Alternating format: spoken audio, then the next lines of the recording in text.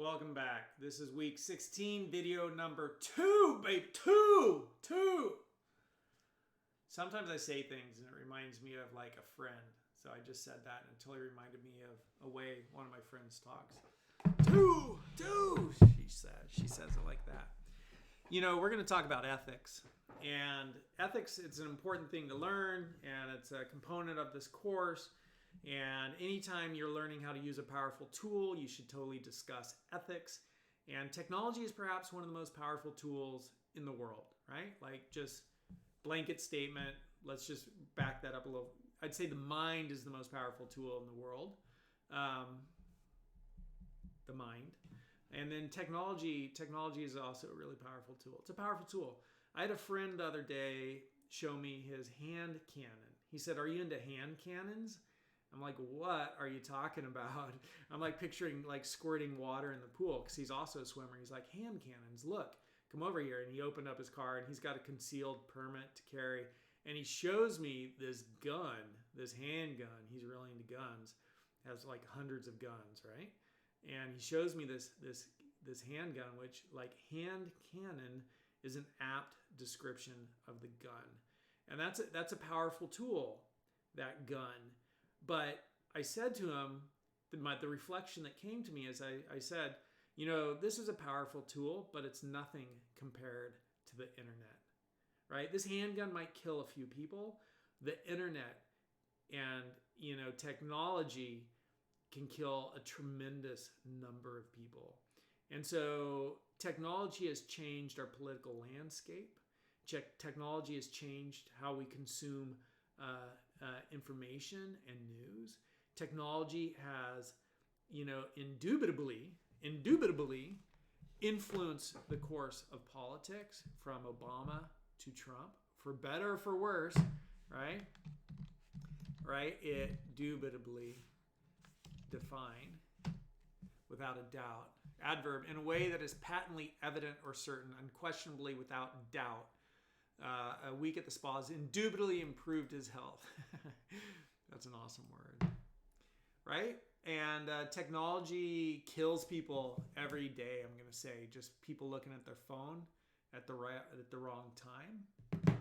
Technology wipes people out, and technology creates a tremendous amount of suffering and success, right? Like people, you know, what is it? Justin Bieber? Is that his name?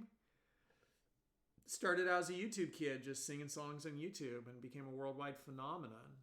And, you know, wrong things posted on social media, like we saw in that movie Disconnect, can lead people to go, you know, kill themselves. And so technology is a super powerful tool.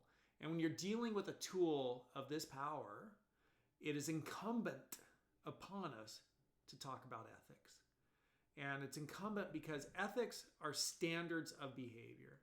And so ethics and morals, if you look up those definitions, and, you know, maybe we'll do that here in a second, but they're basically synonyms, and both of them say that these are standards of behavior. Ethics and morals are standards of behavior. So let's just look at that, okay? Get a definition of ethic. Define ethics. Ethics define moral principles that govern a person's behavior or the conducting of an activity, right? So your ethics are moral principles. And you might say, you know, I'm not going to do that. I have a friend who, in a certain large city in America, one of the bigger ones, is chief of police. And one time after working out, I was hanging out with him. We used to be workout partners. It's kind of like claim to fame. I'm just an academic, but my friend, he's a police officer. He's like tough guy. He's like a real life, you know, action adventure hero. The things he's done in his life. He's been in very precarious situations and real life situations where he's conducted himself in a way that would have made John Wayne or Arnold Schwarzenegger or Sylvester Stallone or whoever that The Rock would have potentially made them quiver. And he's looked fear straight in the face and made his decision and dealt with things which are tremendously scary, point blank. He's told me those stories, some of them. So we were hanging out after working out. And and it was kind of at a time where there was some civil unrest, and I said, and they were gearing up at the police department where he worked. He wasn't the chief of police at that time. They were gearing up, and he was like, yeah, I might have to go out and be deployed against civilians. And I'm like, what are you gonna do? You know, if they ask you to, take action, like, where do you stand with all that? He said, well, if they ask me to do something that goes against my morals, I ain't gonna do it. Right? So he had his moral principles, right, about how to conduct oneself, what's right, what's wrong, and that governed his behavior, right? So that's ethics, moral principles that govern a person's behavior. And so you already have moral principles, okay? You already have moral principles that govern your behavior. And your morals might be that, hey, it's totally okay to shoplift, and that might be low reasoning, right? And we'll talk about framework for thinking about this. That might be low on the ethical moral scale of moral development, where you're only self-centered and only thinking of yourself. Or it might be higher. You might be shoplifting to save loved ones, right? And feed them and get them medicine, which is a higher level of moral reasoning and more justifiable. Okay, so you already have, pointed to that little rabbit holes, you already have moral principles which govern your behavior. Okay? But we're going to talk about why, a framework for understanding morals and ethics, and why it's good to try to progress and evolve on a spectrum of moral maturity and ethical maturity. Why that will be beneficial to you and beneficial to you in your life. Why it's going to make your life better to grow and evolve to a higher level of moral and ethical thinking. So ethics are moral principles that govern a person's behavior or the conducting of an activity. And if we look at morals define. It's got a new keyboard. The keys are kind of tight. It's a little hard to type. A lesson, especially one concerning what is right or prudent, that can be derived from a story, a piece of information, or experience. A person's standards of behavior, beliefs concerning what is and is not acceptable for them to do, are your morals. So kind of 2 1/2 a dozen other, pretty much synonyms, right? Morals and ethics. So we just wanted to sort of lay down a groundwork of moral, ethical, what are morals, what are ethics. And so now that we have that established, we're going to talk about why morals and ethics are in your best interest, and a framework for understanding morals and ethics. So first, let's tackle the framework, and then we'll look at why it's in your best interest to develop and mature along that framework. So if you look at morals and ethics, if you look at maturity, maturation, if you look at spirituality, right, like all three of those things exist on a continuum. And that continuum is from self-absorption, okay, to other orientation, from self-absorption to other orientation. So let's look at maturation first, maturity, becoming more mature. And when you are born, you're pretty self-absorbed, right? You're like, you definitely have some other orientation, but the world is there. Without others being orientated towards you and serving you, you die as a human. Like, you need people to change your diaper, you need people to feed you, you need people to protect you, you need people to give you shelter. Usually those people are your parents. You actually also need nurturing and love, right? And without that, you die. So you're more self-oriented, and others have to be focused on you. And as you mature, you become more other-oriented. And so just to stick with that example, you have a kid, and now you got to focus on others. You got to feed them, you got to clothe them, you got to get up at 3 a.m. when they're crying and say what's wrong and hold them and rock them.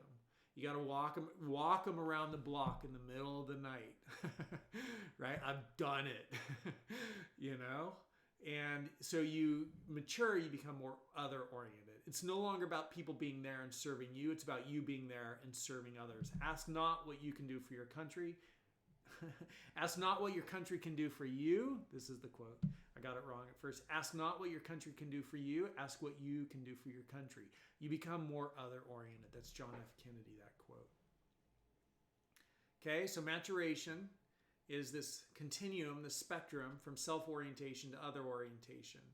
And if you look at that, that maturation, that's also kind of, the maturation of, good psychological development. So total self-absorption, you're a psychopath or a sociopath.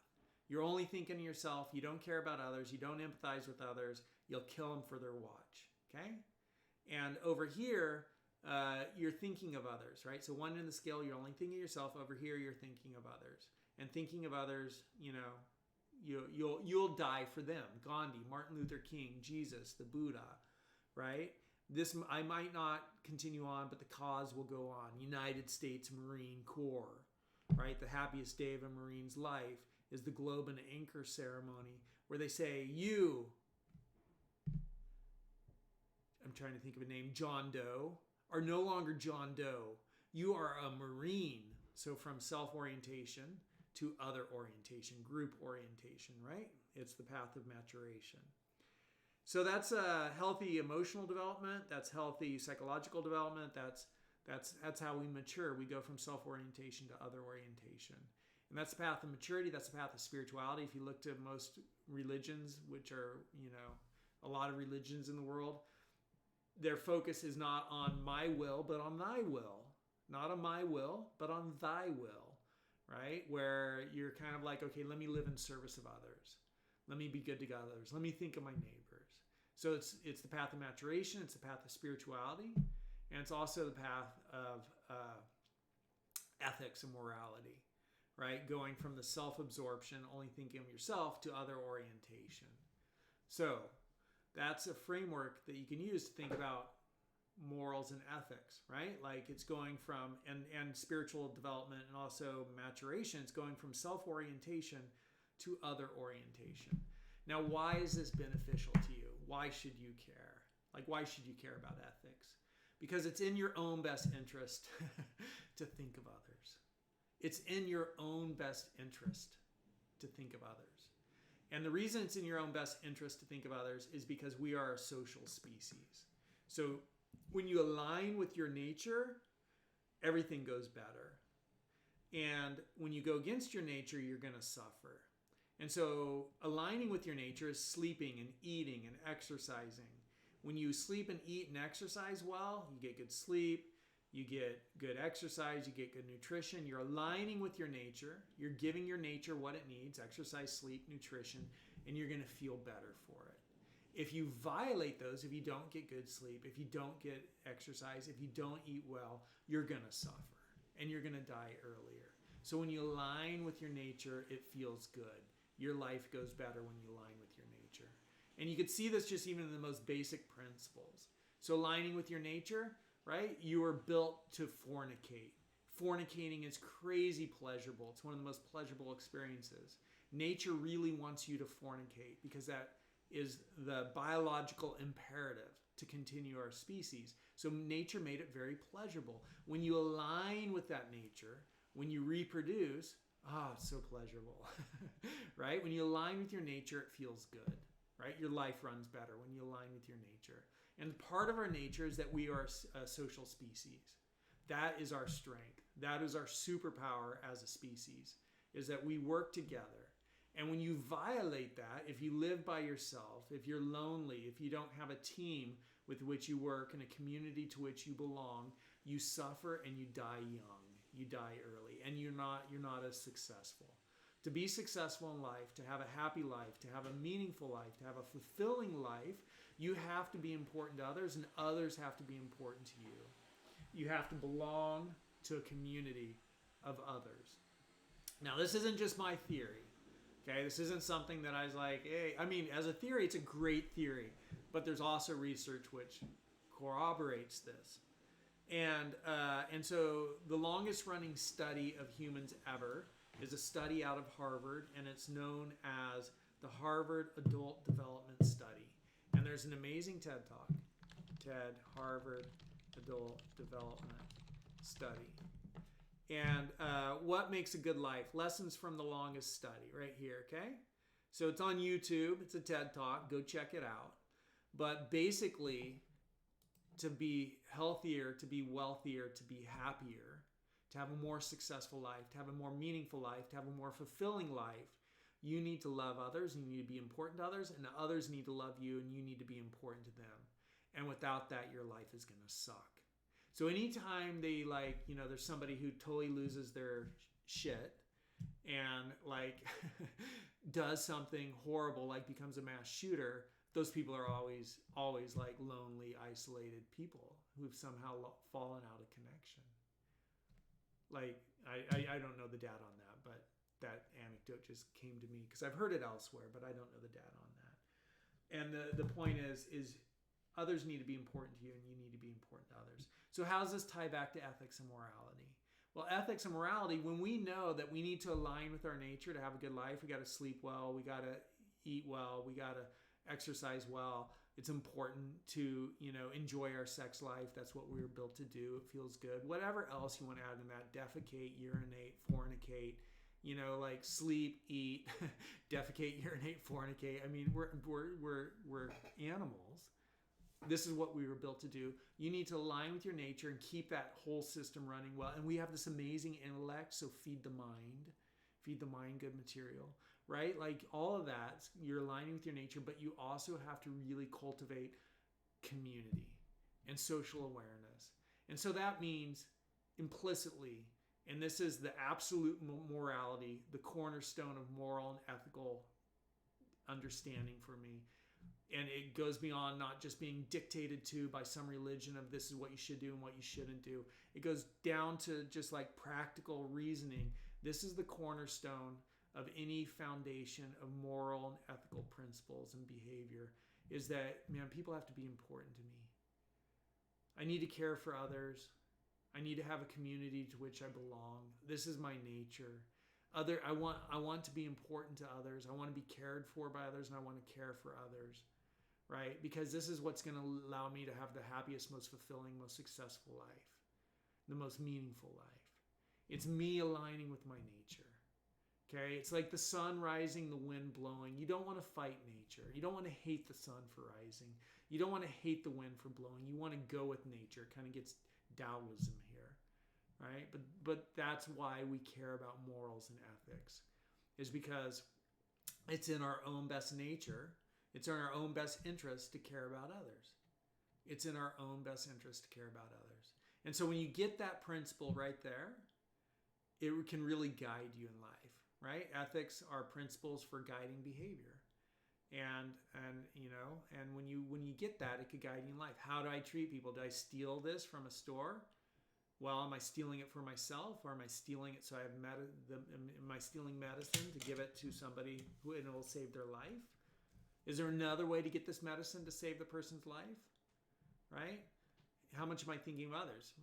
Or when I steal something from us, if somebody was thinking about this, just hypothetical scenario, if somebody was thinking about stealing something, right? Like they run through it, like, okay, if, I'm taking advantage of somebody else, is that going to create community for me or alienate me from community?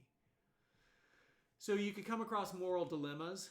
Maybe you find a wallet. Do you keep the money or do you return it, right? Like, how do you best treat others so that you'll be important to them and they'll be important to you? Writing thank you cards when somebody does something nice for you, being appreciative and saying kind things to people, right? I don't know what other, I found a pair of diamond earrings once at the gym that I used to go to, and I could have just stuck them in my pocket, but I took them to the front desk, because it's kind of like the golden rule, do unto others that you want done unto yourself. And this doesn't mean there aren't gray zones, right? Doesn't mean there aren't gray zones. Doesn't mean we have to go around being goody two-shoes and be pious and, be proselytizers. Live the righteous way. There's gray zones in life where sometimes we're like, hey, this isn't black or white, and I'm in the gray zone, and I'm making that decision to stand here. Like, the clothes I wear are manufactured in countries and in facilities which, if I saw those conditions, I might really object to how those people are being treated and how they're having to live on the wages that they're being given. But at the same time, I'm a complicit participant in this consumer culture, purchasing this stuff at Costco or wherever. And it's like, well, bigger issue that I want to solve, or take on. So that's a gray zone when you see that. So anyhow, you could use this understanding to help guide your moral behavior. All right, some tools that you can use to make moral decisions. So we did a definition of ethics and morals. So at the basic level, why should you care about ethics and morals? It's going to keep you out of get in trouble if you just follow the rules and don't do things that are illegal, right? That's in your best interest not to go to jail. And, and aligning with your nature and, let's jump to tools. So some tools, don't take that which isn't freely given. That's just kind of like a principle, don't take that which isn't freely given. So don't be the roommate who drinks all the beer in the fridge and always expects other people to buy it. And then they're like, hey, why are you drinking beer? It's like, why are you so uptight? They say when they get called on it, right? Like, don't be that roommate. I at one point had a roommate, and when I was young, I was pretty self-absorbed, and I was the drink all the beer in the fridge guy. But then later I learned, right? And later I had a roommate, and I needed some laundry soap. So I went to the roommate, and I said, can I use a scoop of your laundry soap? And she was like, yeah, of course. You don't even need to ask. Just help yourself. I'm like, well, I don't want to be that guy that just drinks all the beer and, expects other people to buy it. She's like, thanks. I really appreciate you respecting my stuff. I'm like, absolutely. Right? Like, that's what you want. So don't take that which isn't freely given. Talk with others if you have moral dilemmas. Like, hey, what would you do in this situation? So at one point, publishers would give faculty textbooks, and then some faculty sold those textbooks on Amazon, and some donated them to the library. And so I was like, well, what should I do? And so I because the theory was if you sold them on Amazon, it raised the cost of the books for the publisher, which they then passed on to the students. So I talked to other faculty members. What do you do? Why? What do you do? Why? So one time I thought, well, I'll donate them to the library. So I went to the library and I gave them the books. I said, do you put all these on the shelves? They said, most of them, or some of them. I said, what do you do with the ones you don't put on the shelves? They're like, we sell them on Amazon. I'm like, whatever. So then I just sold mine on Amazon after that. But you could talk with others about moral dilemmas. What if everyone knew and could see what you're doing? Like, that's the other deal, right? Like, oh, if this ended up on the front page of the news, would I be embarrassed? Would I, feel shame about what I'd done? Golden rule, treat others as you want to be treated. And then also delay action, right? So if you're thinking of doing something which, is questionable to you, think about it some more. You don't have to act immediately, and then do all that other stuff like talk to people and think it through. All right. So that's a little bit about morals and ethics. Good to think about. I hope you found this helpful.